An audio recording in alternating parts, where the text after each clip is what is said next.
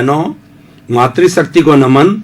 Channel 24+ news के खास विशेष मनमोहक, अच्छी शिक्षा देने वाला, अच्छी प्रेरणा देने वाला, अच्छा इंसान बनाने वाला, हमारे में गुणों को डेवलप करने वाला, अच्छे संस्कार देने वाला पुनरुत्थान कार्यक्रम में आपका हार्दिक स्वागत है, अभिनंदन है, सत्कार है। पुनरुत्थान का अर्थ होता है पुनर्निर्माण, पुनर्जागरण, अवनति से उन्नति की ओर जाना, हमारी भारतीय संस्कृति के गिरते हुए मूल्यों की स्थापना करना।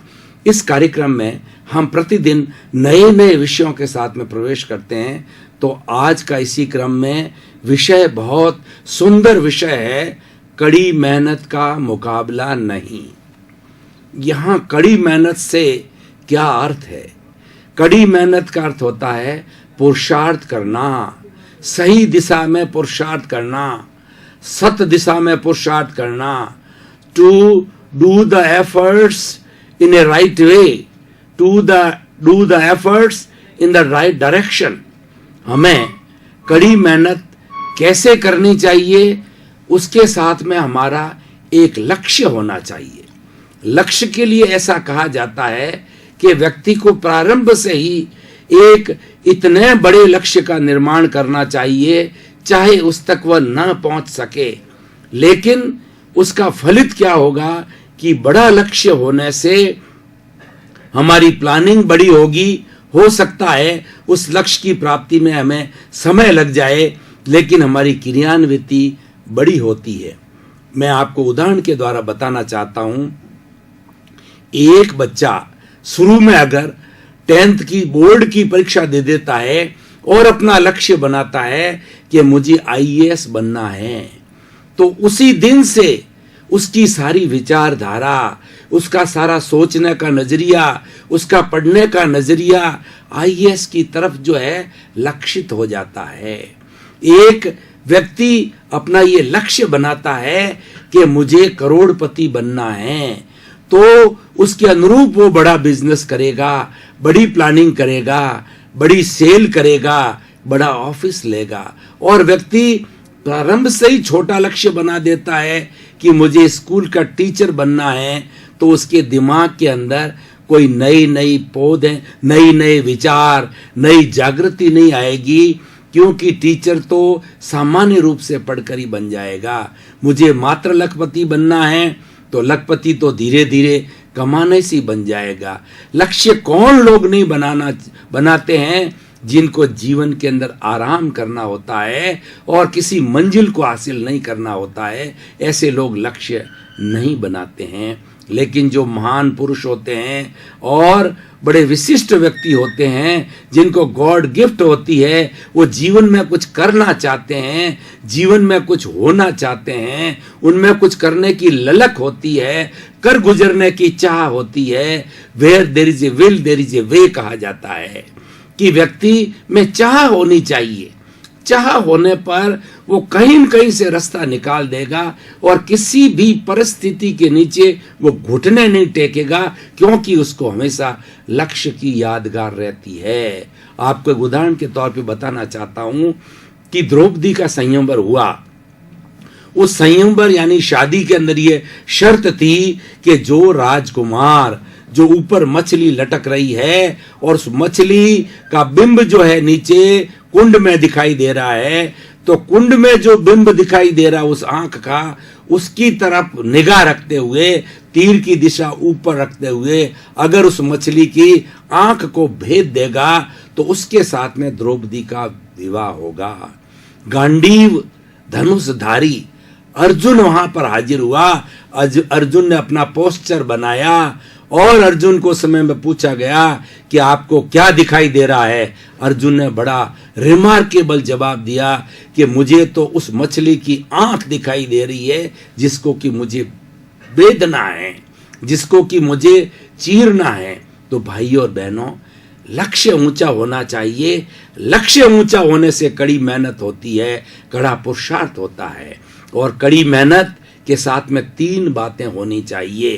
पहला चिंतन, दूसरा मनन और तीसरा क्रियान्विति। हमने लक्ष्य तो बना दिया, उसके बाद के अंदर उस लक्ष्य की पूर्ति करने के लिए चिंतन करिए, योजनाएं बनाइए कि उस लक्ष्य के क्या क्या साधन हैं, कैसे पहुंचा जाएगा, उसका रोड मैप बनाइए और उसका पूरा टाइम चार्ट बनाइए कि किस किस समय में क्या किया जाएगा। चिंतन, फिर मनन कीजिए, मेथोडोलॉजी तैयार कीजिए सोच करके गहराई से कि इसको कैसे पूरा करें, किस जरिए से पूरा करें, किस रास्ते से पूरा करें, किस साधन से पूरा करें, और फिर क्रियान्विति। चिंतन मनन प्रारंभ में करना चाहिए, लेकिन लंबे समय तक चिंतन मनन नहीं करना चाहिए, लंबे समय तक क्रियान्विति में लगना चाहिए। और एक चीज हमेशा ध्यान रखनी चाहिए, हमारा लक्ष्य बन गया, चिंतन मनन हो गया, योजना बन गई, उस पर क्रियान्विति होती है, तो उसमें संकल्प शक्ति होनी चाहिए कि मुझे उस लक्ष्य को प्राप्त करना है। इंदिरा गांधी ने यह एक बहुत बड़ा स्लोगन दिया था कि कड़ी मेहनत का कोई मुकाबला नहीं है। अगर हम देश का डेवलपमेंट करना चाहते हैं, देश का विकास करना चाहते हैं, देश को विश्व के पटल पर बड़ा बनाना चाहते हैं, प्रथम दर्जे का देश बनाना चाहते हैं, तो कड़ी मेहनत करिए। और उसका रिजल्ट इतना सुंदर आया कि इंदिरा गांधी स्वयं 15-15, 16-16 घंटा काम करती थी, जैसे आज नरेंद्र भाई मोदी कर रहे हैं। उनका भी वही मिशन है। तो उनके, इंदिरा गांधी के समय में देश आगे बढ़ा था, विकास हुआ था, और आज उसी तरीके से हमारा सौभाग्य है कि हम ऐसे नरेंद्र भाई मोदी जैसे प्राइम मिनिस्टर बने हैं। उनके विजन से, उनकी क्रियान्विति से, उनका कार्य करने की पद्धति से और लक्ष्य के प्रति समर्पण होने की वजह से आज देश जो है पूरे विश्व के अंदर अच्छा देश माना जाता है। और ऐसे ऐसे रिमार्क किए गए हैं, इंटरनेशनल योगा डे जो भारत की कृति है, पूरा विश्व 21 जून को मनाता है, और अंतर्राष्ट्रीय अहिंसा दिवस 2 अक्टूबर महात्मा गांधी के जन्मदिन के ऊपर पूरा विश्व यूएनओ के अंदर मनाया जाता है। ऐसे कीर्तिमान हमारे यहाँ स्थापित हुए, क्यों हुए हैं कि हमारे गणमान्य लोग, हमारे लीडर जो कि हमारे देश का प्रतिनिधित्व करते हैं, उन्होंने कड़ी मेहनत की है और लक्ष्य बनाया, उससे आगे बढ़े हैं। भाई और बहनों, दर्शकगण, श्रोतागण, आज का कितना सुंदर विषय है कि इस विषय पर घंटों घंटों बात की जा सकती है, और इस विषय को हर व्यक्ति को अपने जीवन के अंदर बहुत गंभीरता से लेना चाहिए कि मेहनत कड़ी करनी चाहिए। अब ये देखिए कि कड़ी मेहनत तो एक मजदूर भी बहुत करता है, और वह 8-8, 10-10 घंटे पूरी खाई खोदता है, पसीना बहा देता है, और एक व्यक्ति आराम से कुर्सी पर बैठा बैठा और वो करोड़ों रुपए कमा लेता है, और वह व्यक्ति दिन भर के अंदर 200-400-500 रुपए ही कमा पाता है। इसका कारण क्या है कि दोनों के लक्ष्य में फर्क है। वो तो केवल शारीरिक मेहनत करता है, मानसिक जो परिश्रम कहना चाहिए, योजना कहनी चाहिए, विजन कहना चाहिए, प्लानिंग करनी कहना चाहिए, वो तो बंधा है, अपनी मजदूरी कर रहा है, वो उसके साथ नहीं है। लेकिन जो प्लानर है, जो मात्र कुर्सी पर बैठा है, मोबाइल से ही बात कर रहा है और सिर्फ दिशा निर्देश दे रहा है, वो बहुत बड़ा कार्य कर जाता, क्यों? उसके पास में प्लानिंग है। प्लानिंग होनी बहुत जरूरी है, और इसके साथ साथ में कड़ी मेहनत करने वालों को कई गुणों का, उसमें कई गुण होने चाहिए। सबसे बड़ा गुण तो क्या है कि उसकी दिनचर्या। जो व्यक्ति कड़ी मेहनत करता है या करना चाहता है या जिसको करनी चाहिए, उसकी अपनी लाइफ स्टाइल को बहुत संयोजित करना होगा। इस सारी सृष्टि के अंदर ईश्वर ने सभी को 24 घंटे दिए हैं, 25 घंटे किसी को नहीं दिए हैं, और 24 घंटों के अंदर जो है दिन काम करने के लिए होता है और रात्रि सोने के लिए होती है। 8 घंटा प्रति व्यक्ति को सोना चाहिए, क्योंकि हमारी इस शरीर का नियम है कि जितनी हम एनर्जी खर्च करते हैं, उतनी एनर्जी की प्राप्ति करने के लिए उतना विश्राम भी आवश्यक है। शारीरिक विश्राम, मानसिक विश्राम, आवश्यक है। दोनों का संतुलन होता है। शारीरिक और मानसिक विकास के संतुलन से जो है हमारी एफिशिएंसी बढ़ती है, हमारा व्यक्तित्व बढ़ता है, हमारी दक्षता बढ़ती है। लाइफ स्टाइल की बात चली तो सोने का समय और उठने का समय फिक्स होना चाहिए और व्यक्ति को शारीरिक श्रम करना चाहिए ताकि कि बॉडी के अंदर शिथिलता न रहे और बॉडी भारी न पड़े। कहा जाता है कि शरीर को चलाते रहना चाहिए लेकिन मन को स्थिर रखना चाहिए। जो लोग कड़ी मेहनत करते हैं, जो किसी लक्ष्य को हासिल करना चाहते हैं, उनको मन को स्थिर रहना चाहिए। मन को स्थिर रहने का अर्थ यह है कि जो प्लानिंग हमने कर ली है दिन भर की, साल भर की, वीकली की, उस प्लानिंग के अनुरूप चलना चाहिए। ऐसा नहीं है कि प्लानिंग बना ली, चिंतन मनन युक्त प्लानिंग बना दी, लेकिन उसका फॉलो अप नहीं करते और उसके बारे में सोचते नहीं हैं, उसके बारे के अंदर विचार नहीं करते हैं, उजड़ ही चल रहे हैं।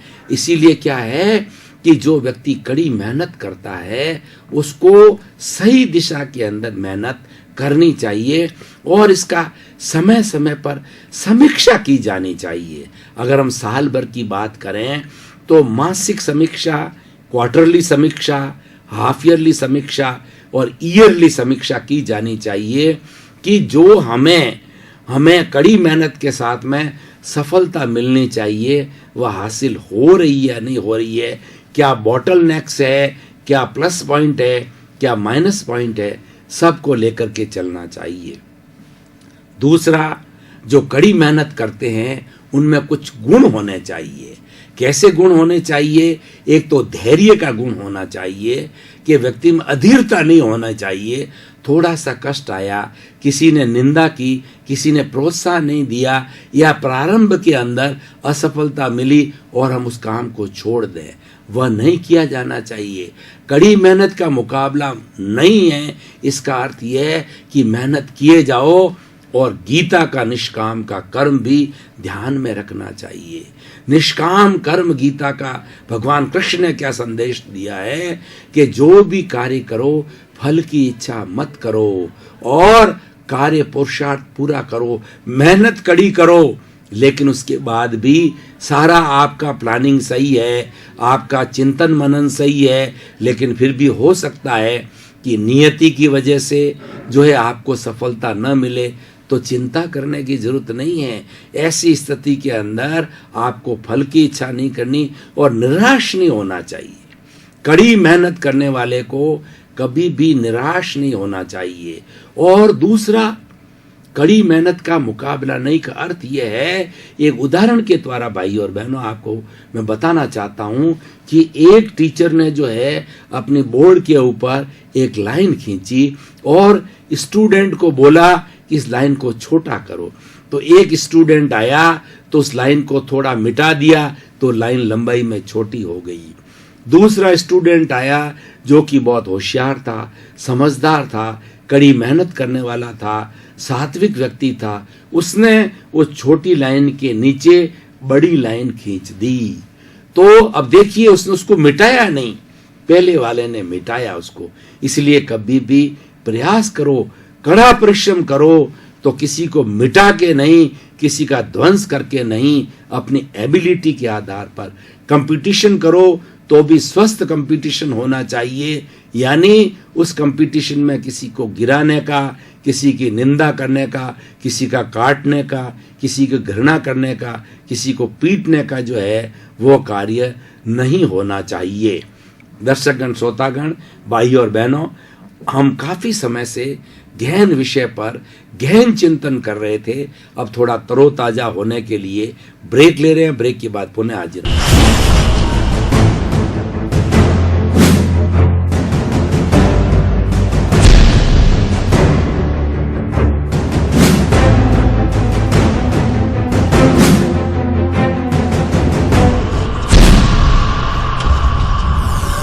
भाई और बहनों, थोड़े समय का हमने ब्रेक लिया।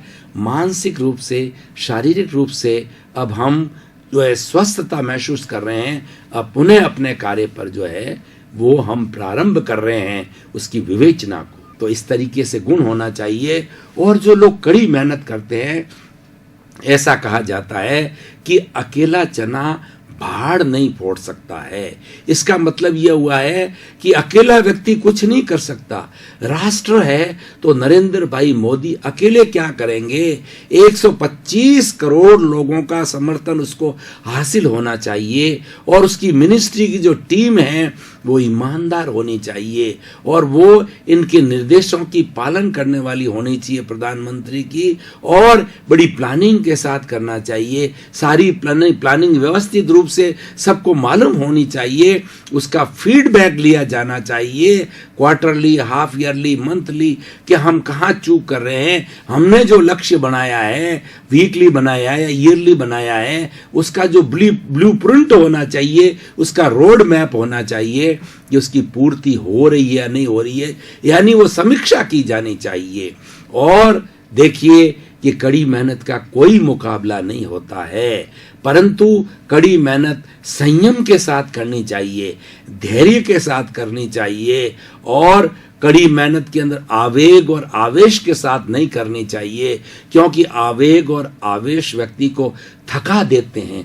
रिलैक्स होकर के करना चाहिए। और जो लोग कड़ी मेहनत करते हैं वो थोड़ा योग भी उन्हें करना चाहिए।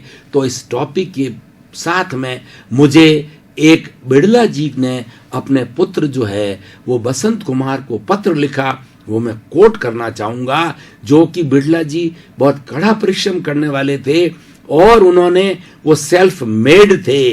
वो किराया अपने बर्तन जो है पिलानी के अंदर गिरवी रख करके और गुरु का आशीर्वाद लेकर के पूर्व दिशा के अंदर, गुरु ने कहा था कि तुम पूर्व दिशा की ओर आगे से आगे मुड़ते जाना और पीछे नहीं मुड़ना। बीच में रास्ते में सांप भी दिखाई दिया, लेकिन वो पीछे नहीं मुड़े और घबराए नहीं, पास में से होकर के चले गए, क्योंकि पुराने जमाने में ऊंट के द्वारा, गाड़े के द्वारा यात्रा की जाती थी। तो बंधुओं, उन्होंने कड़ी मेहनत की, तो अपने पुत्र बसंत कुमार को पत्र, बड़ा रिमार्केबल बात लिखी है। बसंत कुमार, तुम्हारे भाग्य से तुम्हें धन दौलत बहुत मिली है, लेकिन यह धन दौलत तुम्हारी नहीं है, ये पब्लिक की है। इसकी रक्षा करना, और अगर तुम्हारी पीढ़ी कोई नालायक निकले तो उसको एक पैसा भी मत देना। ज़्यादा से ज़्यादा चैरिटी करना, अपने पर संयम रखना, योग करना, इंद्रियों को वश के अंदर रखना, अहंकार नहीं करना, और हो सके ज़्यादा से ज़्यादा चैरिटी का कार्य करना, जगत कल्याण का कार्य करना। इस पैसे को जो है अपने ऐश आराम में खर्च नहीं करना, क्योंकि ये पैसा पब्लिक का है, पब्लिक से हम कमाते हैं और ये पैसा पब्लिक का है। और देखिए कितनी बड़ी शिक्षा उस महापुरुष ने दी, क्योंकि इसने कड़ी मेहनत की और कड़ी मेहनत करके रिजल्ट प्राप्त किए, और उन्होंने इस स्थिति को नैतिकता से कार्य किया।